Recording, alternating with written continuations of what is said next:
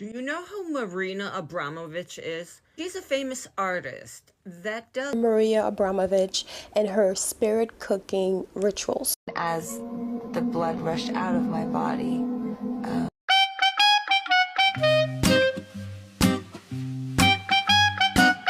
Please, I don't have any time for any gossip now. Eh? Yes. Look at you. Do something with it. It's just money coming to me easily. Money coming in and needing me. Money coming in repeatedly. Money coming, it's just money coming. It's just money coming to me frequently. Money coming in to be with me. Money coming in secretly. Money coming, it's just money coming. It's just money coming to me easily. Money coming in and all. Do you know who Marina Abramovich is? She's a famous artist that does spirit cooking. This rich lady next to her, do you see that pin? What shape is that pin? Why would someone dress so aristocratic like she is have a pin with that? Why? That brooch, that just... This is another art demonstration. This is called live art. You see this model here? He went missing, was found with all of his organs missing. I'm going to do an episode just on this. Look who's in the audience there. Lady Gaga. Lady Gaga is very involved with Marina Abramovich. Now tell me, why a family like the Rothschild and the Rothschild Foundation invited Marina Abramovich to give a lecture at the Royal Academy of Arts in 2019. Abramovich is a performance artist who is considered a pioneer in the field. She's considered a lot more. I'm an artist. I should know. I was there. On my main account in my next video, I'm going to tell you exactly what happened here. So I'm going to show you how this is all connected to the hunt of the stag. I don't know if you've seen the movie The Hunt. Yeah, keep that in mind. See you soon and be sure to follow my main account.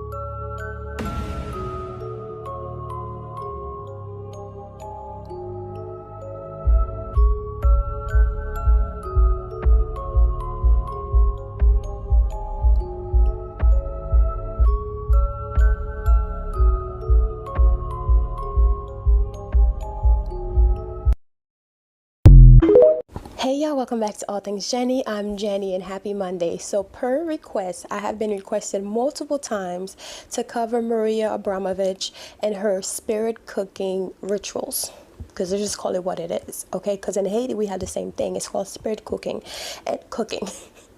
And the way they do it in Haiti is basically you'll go to your habitation. So habitation is like the land that your family owns.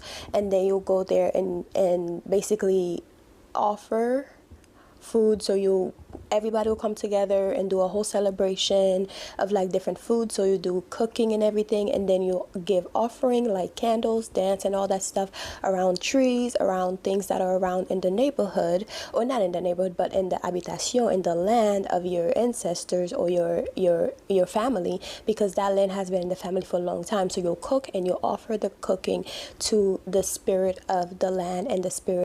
Do you all remember Lady Gaga doing the Marina Abramovich method for 3 days? I've mentioned many times that I used to work in the contemporary art field, and I once made lunch for Marina Abramovich. And in meeting with her, having a conversation with her, making eye contact with her, I was absolutely enchanted by this woman. Her vibrancy was profound in a way that I had never experienced in interacting with another woman before, and this captivated me. And it wasn't until years later that I discovered who she was that I was just dumbfounded by how easily I was like taken in by this woman. But the reality is, we live in the age of great deception. And darkness is never going to come to us with pitchfork and horns.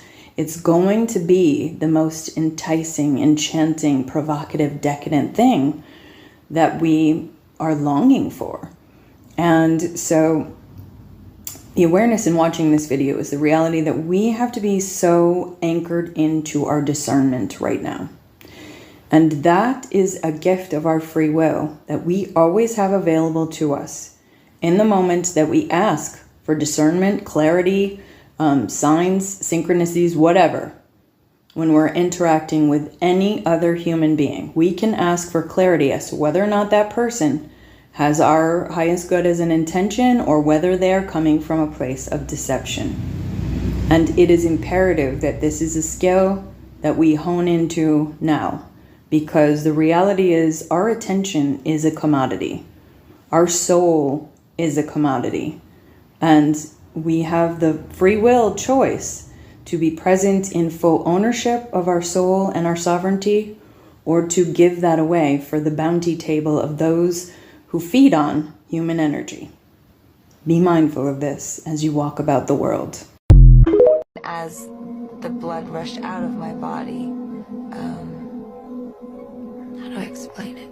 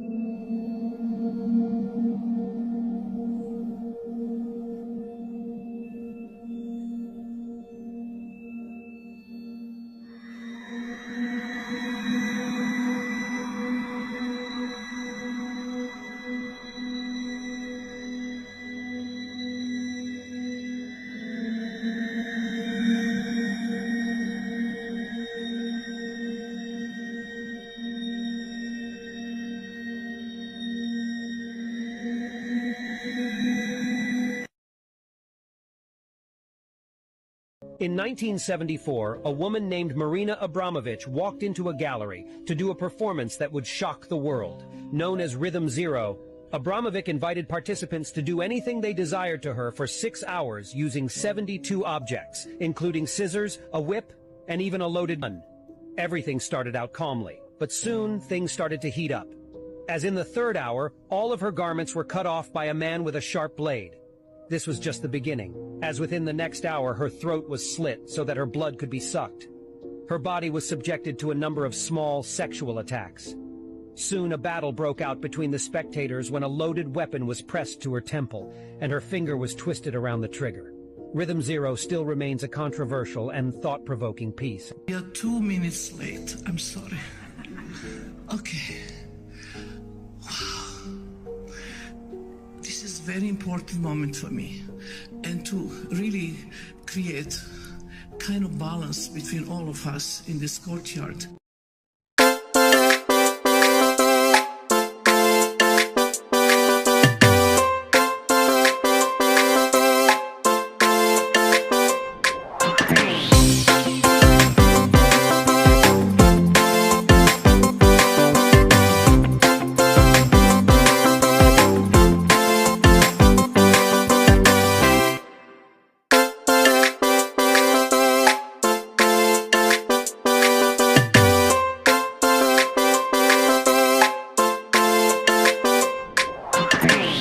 This stuff up. Let's talk about this facial that you're obsessed with. Did you get the whole cast of Ocean's 8 to do Not this? everybody, just those that I thought would appreciate it. Okay, explain what it is. One forces through microneedling. Some of you, I think many of you know it. And it pushes through the skin and ruptures the collagen, and then boosts it. You look like a burn victim for a day, but then it pushes. What are you pushing into the skin, Sandra? Well, you push in whatever the facialist would like to insert into your pores. But what is it? It is an extraction that came from a young person far, far away, and they somehow figured out how to extract. Who thinks of collecting it? When you see how good it is to your face, you too will run to your local facialist. No, I don't even understand why that is a thing that you'd put that into your skin. Going straight to hell. Yeah. Straight to hell. Yeah. I'm not. I didn't do it. You are. Our children, they are not really our children, as we are all just links in a never-ending chain that is life. For us, they are everything. But in reality, we are only a fraction of their universe. We miss the past. They dream of tomorrow. We may thrust them forward into the future, but the course will always be theirs to choose.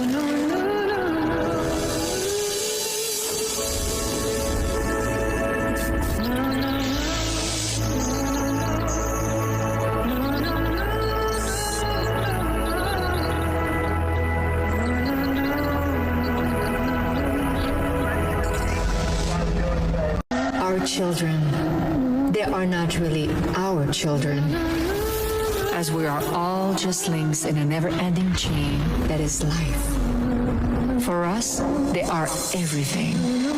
But in reality, we are only a fraction of their universe. Monsters Inc. is a movie about Adrenochrome. The movie's plot is literally centered around the monsters who work at Monsters Incorporation, where they enter through doors at night to scare them because the children's fears, specifically their screams, are used to power the city of Monstropolis. They even use ranking systems to see who can extract the most screams from these children, and they're absorbed into these these containers or whatever. And they literally look like blood when they're filling up. And if you think about the tactics that are used by the elite, right, like how they acquire the best form of adrenal blood is by spiking the adrenaline in children. So you have to torture, you have to deliberately instill fear, and then you extract the blood. This scheme to kidnap the children and extract their screams with the help of a machine called the scream extractor. And at full capacity, the device torturously forces the screams out of them until they meet their end. The reason that these elite dark occult societies sacrifice and traffic children, first and foremost, is the energy associated with it.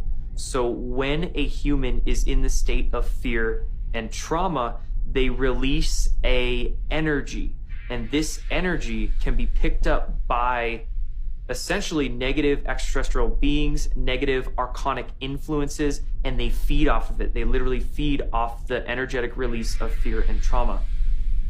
When these dark groups use children, because a child is not mentally programmed yet as an adult is, they are much more innocent, they're much more connected into their higher selves or into their divine, if you will. The trauma that they release is much more potent than using adults.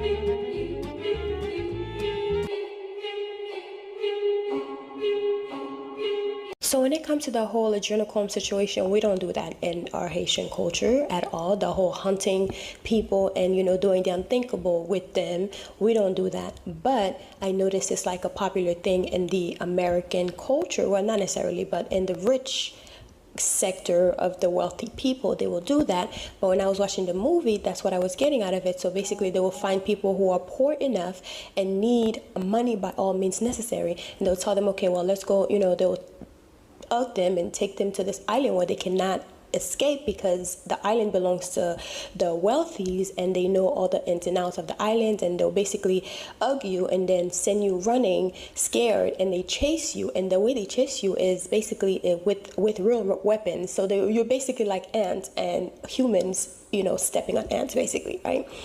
And I've seen a lot of movies about that, but the movie Blink Twice also have scenes in there where they were doing that to the Here it is, that super weird performance with Jay-Z and the satanic witch, Marina Abramovich, who was just appointed ambassador by the president of Ukraine to rebuild schools. They always put these people in places to access the kids. But here's the performance, all right?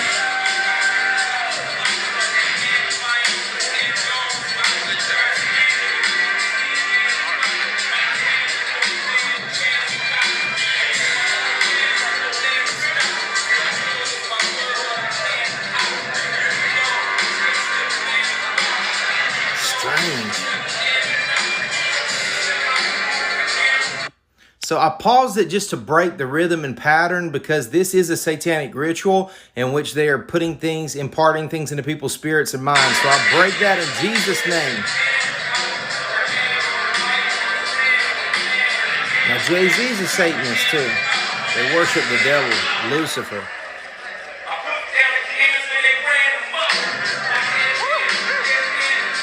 Weird, super weird.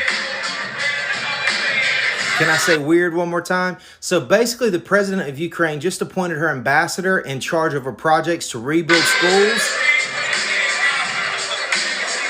Look at that, face to face, like, strange. So what do you guys think is going on with Marina Abramovich and the president of Ukraine and Jay-Z? In my opinion, whatever it is that they do with those people, they always end up either going missing or they find them but parts of their bodies are missing, which to me lets me know that they're doing something more sinister. But a lot of it is because a lot of rich people just have so much money and they don't have anything, they run out of things to do, so they decide to do those things just for entertainment. A lot of time they don't even do anything really with the people or their parts of their bodies. Is just for entertainment, you know, because in the movie Blink Twice, it was like very wealthy people who basically wanted to see pictures of people who are terrified. And there are people in this world like this where they take joy in the misfortune of other people, like the being terrified and being chased and being helpless. Basically that's what it's giving, being helpless, and they take pride in that. They are excited to see that, so therefore they'll pay top dollars for pictures of those kind of. Trump is the best thing happened ever to us. That he is the magician of the highest order. That he is there in his irrational mind to create confusion in order that the human being can find new order. And you know, it's not so stupid thinking about this in that way. It's completely turning things upside down.